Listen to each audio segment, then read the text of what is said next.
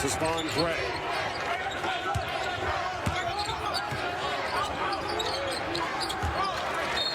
And they thought Williams was held.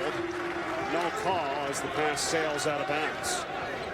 You know, we're coming out of these games right out of final exams for a lot of these ball clubs, and you see certain things that they've worked on. When you see a guy like a Von Gray, hasn't logged much playing time the first half of the year, he must have been working his tail over the break. And coach says, you know what, when the opportunity comes, I'm going to give you a few minutes. Right about that, Von Gray only his 6th game of the season for George Mason, and their 11th here. Averages about 8 minutes a ball game.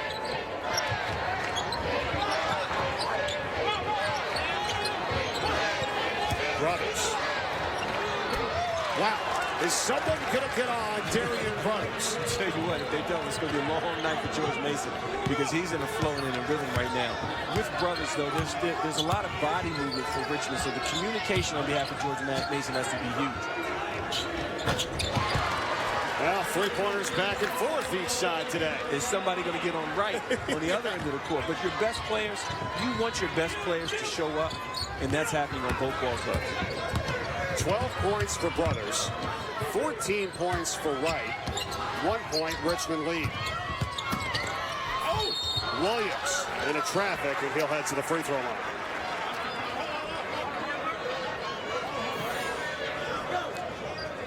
Take a look at this nice little elbow pass, and then he just throws it out to Brothers, who was coming around the corner for a wide open jump shot.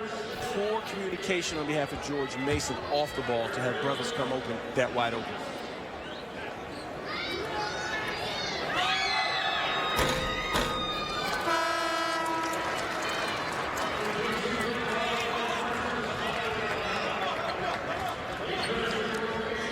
Williams at the free throw line. Foul on Marko Kujanicic, the freshman from Serbia. For Mason, his first.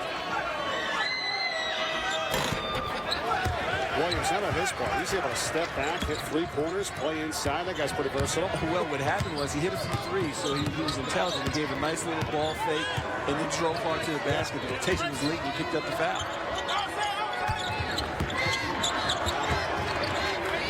Kujanicic.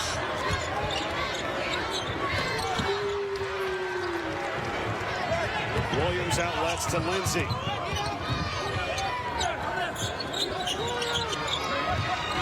So you got to respect that outside 3-pointer from Williams. So from Williams, from Lindsay, as well as Brothers, all their perimeter guys and then one of their bigs can knock down shots. So when they ball fake and jab, you have to respect it. Wright comes up with a steal. Under 8 minutes to go, first half. George Mason at 6-4, Richmond at 9-3.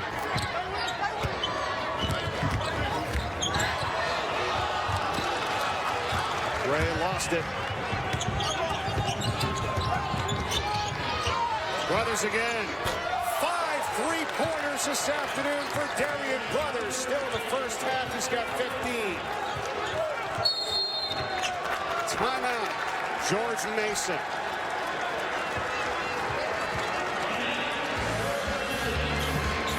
He came in shooting 50%. I tell you what, Mike, when you're feeling it, you're feeling it. And Brothers is feeling it. Got 14 points. Let's take a look at what he's done so far here in the first half. He's 6 for 6 from the field. And Wright, he's carrying the load for George Mason. What I love about Wright is he can score in a lot of different ways. He can put the ball on the deck. He can get to his spot. You see right there, that's a nice little step back as he gets inside the paint. Right here, excellent defense. He reads it, gets the steal, shoots the passing lane. And then, oh yeah, he can do that too. He can come off the screens. He can nail threes. 1-2 dribble pull up. He can flat out score the ball as well. Coach Hewitt talked about Wright this summer. He said they had a little conversation and said, yeah, you know, you have to be the guy for us this season. And he has certainly responded. His work ethic has gotten him to this point. What happens with graduation of some players leaves voids and opportunities for others. And Wright realizes that due graduation and lost a few guys, it's now his time to carry the load offensively and be the leader that this ball club needs.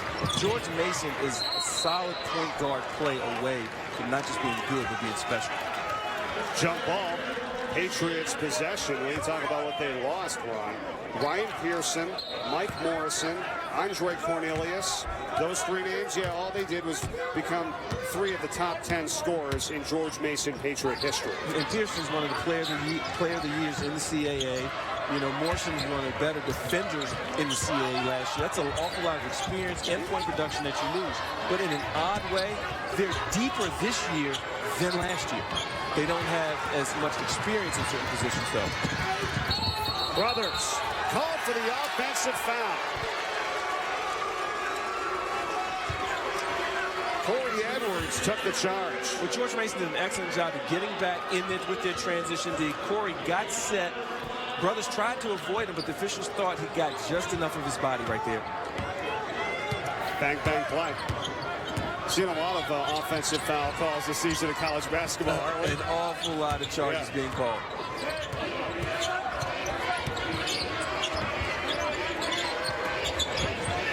Arledge, and he got it taken away.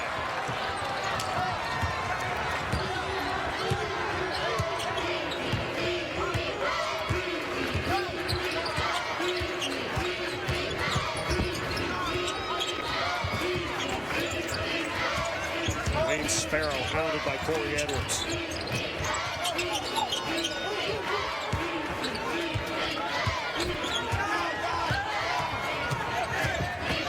Brothers pulls up. Only his second miss of the afternoon.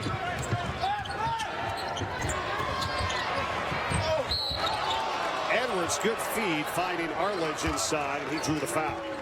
Edwards did a great job at reading that screen situation. He didn't just come off on a pick and roll and attack. He came off the screen, let the play breathe just a bit, and found his teammate rolling to the basket.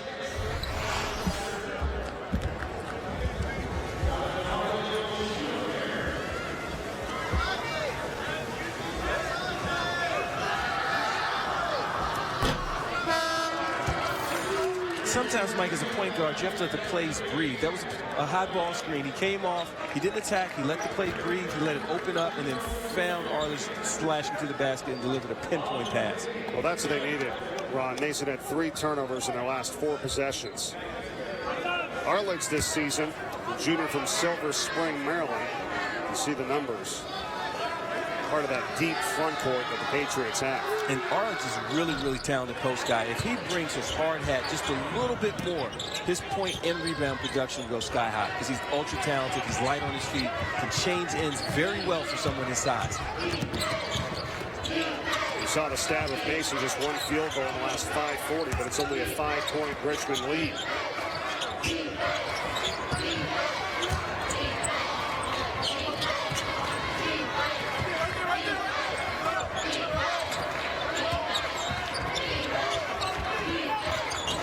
Lindsay with 7 on the shot clock. Lindsay off a Sparrow screen for 3. But the combination of 2 Mason players tipped it right into the hands of Terry Allen.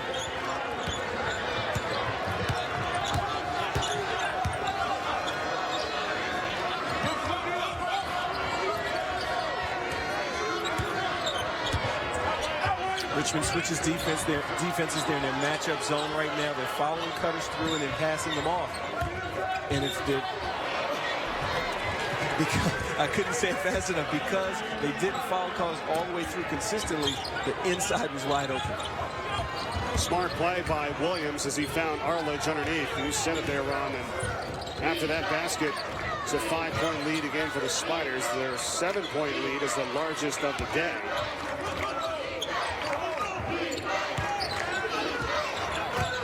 Sparrow takes it in for 2.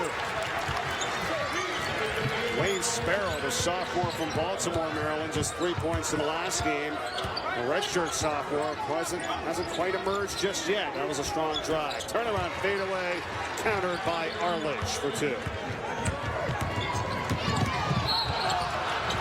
And Anthony is fouled by Arledge, and that's not good for him. That's going to be his 3rd, and it'll take us to a timeout. Richmond on top. 15 seconds of game time remaining in this first half, and it's been pretty darn good here, Ron. 34-29, Spiders by 5. And both teams are lights out from the perimeter. Both teams shooting close to 60% from the floor. I don't want to be in the locker room on either ball club, because both coaches are going to be telling their clubs, we have to guard somebody. Right now, Mason shooting 57% from the floor, and Richmond 58%. That won't help the cause. Third foul on Arledge as he picked that up before the timeout. 1 of 2 at the line for Anthony. 6-point Spider advantage.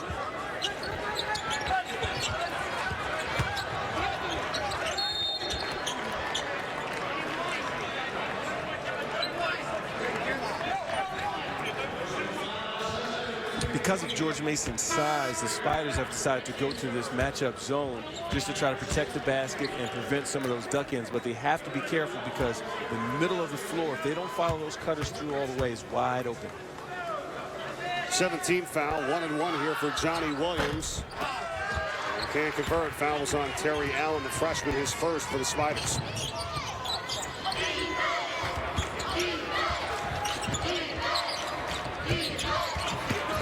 Underneath, Wade Sparrow, strong drive to the hole.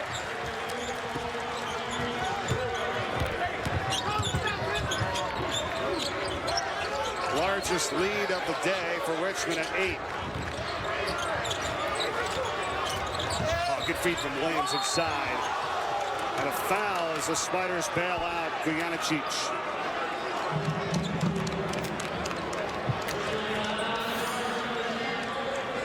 Robbins didn't get credit for the basket, but watch this excellent dribble action. He dribbles towards Sparrow, and that's a key for Sparrow to cut back door. Watch this. Dribble towards. George Mason doesn't have their head on the swivel. Backdoor cut, easy bucket.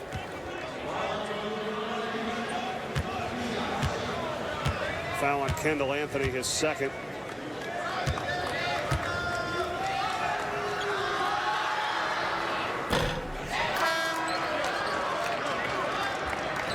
Brothers is back in for Richmond, so is Deion Taylor, and there is Brian Allen for George Mason.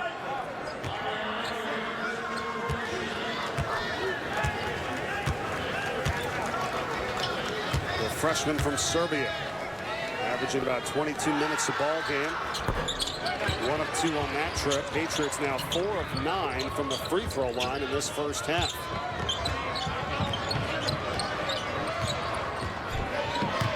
See if they stay on Brothers. They better. It's at the top of your screen in the wing. Good steal. Gujanicic up to Brian Allen for 2. Excellent reaction again by George Mason off the steal. When they get a steal, their wings are really getting out. The bigs are keeping their head up, just throwing it over the top. Sparrow slithers through and draws a foul. He had Brothers up ahead, but couldn't get it to him in time. Solid D right here by George Mason. You see hands are active, bodies are active. They got beaten by the back door once, but not twice. And then once they get it, they're off to the races as Allen finishes. Speaking of Allen, he picked up the foul. That's his first. The junior from Largo, Maryland, as Wayne Sparrow heads to the free throw line for the Spiders.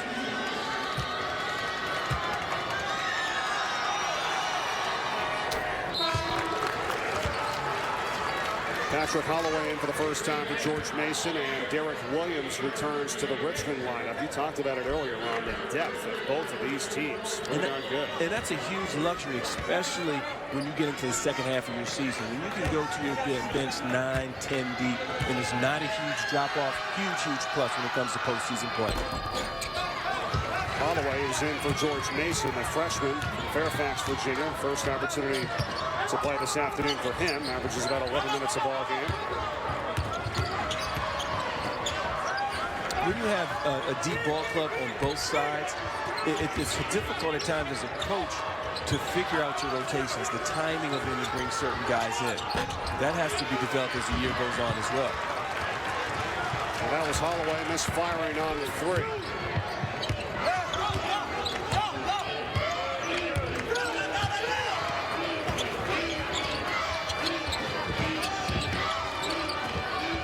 Lindsay. Big shot fake goes to Williams, and he's fouled. Great read by Lindsay that time, but awful defense by Bertrell Vaughns. He has to square that man up and not let Lindsay turn the corner so easily. Around a little foul trouble here now for George Mason. That's the 3rd on Bertrell Vaughns. There's 3 on Jonathan Arledge. It's the 10th team foul in this first half of the Patriots.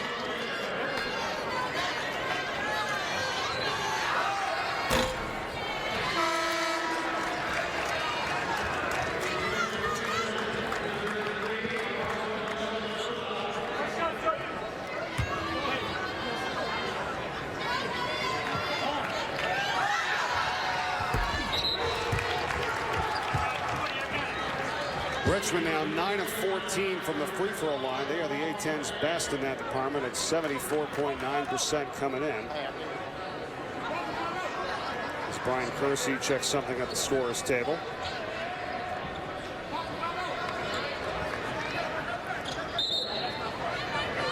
Great job that time by the officials. What happened was the scores table gave the foul to the wrong person. The foul was actually on Holloway. And what happened, they gave it to Patrell Williams. And they took Williams out because that would have been, he would have put Williams in foul trouble. Williams said, no, it wasn't me. They finally got it right. Patrell Vaughns did not have the third foul. So there's Vaughns. He has 2 fouls. Holloway picks up his first. They get it straight. And here are the Patriots down 7 late in this first half. Richmond's all over Johnny Williams down low. Taylor's tip doesn't go. Williams puts it in. That time Richmond just wanted it more than George Mason. They got 2 offensive rebounds, and George Mason's defense never came back into play to throw that ball out of there. And Allen throws it away. That's 11 turnovers now by the Patriots. Watch this. They're getting on the floor. They go out in transition. Excellent move by the big guy, but he didn't finish. But watch this. 1 offensive rebound. Another one. They go up strong, and they finally get it. George Mason, it took them forever to even come back in the picture. That can't happen. You can't give a team 2 and 3 offensive opportunities, especially at this level if you expect to win. Back-to-back turnovers for George Mason. Now a 9-point lead for Richmond. That's their largest of the afternoon so far. What's key for Richmond is once they get up on you, their offense now becomes as much of a weapon as what they're doing, because then they'll be they'll make a lot of passes. They'll work that shot clock each and every possession, and then you'll start to play against them as well as the clock. 12-second differential between shot clock and game clock. An offensive foul here called on Richmond. An illegal screen there on Dion Taylor, his second.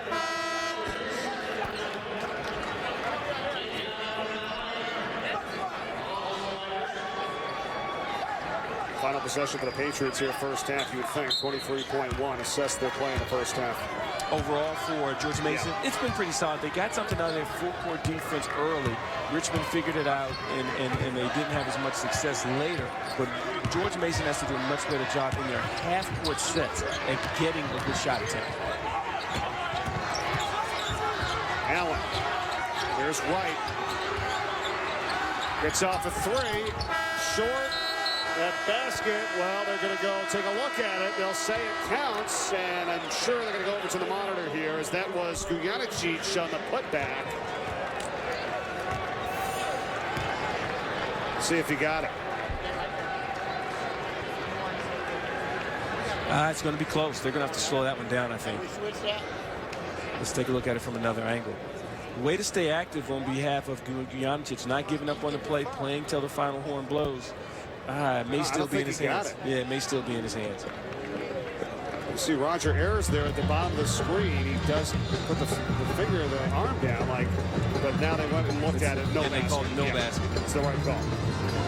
Halftime score, Richmond 41, George Mason 32. Game 1 of our doubleheader in the Governor's Holiday Hoops Classic here from the Richmond Coliseum in Richmond, Virginia. Let's go now to our NBC studios here at the half. The difference, Ron, the 3-point shooting by the Richmond Spiders. 3-point shooting, but when you look at it, both ball clubs shot lights out from the floor. You know, George Mason 54%, Richmond 57%. But in this half, look for George Mason to do a much better job at jamming Brothers, forcing him to be a ball handler, and offensively look for George Mason to attack the inside in that matchup zone by Richmond. I just saw Brothers, who had 5 of those 8 3-pointers in the first half, season high in the first half of them, and here's a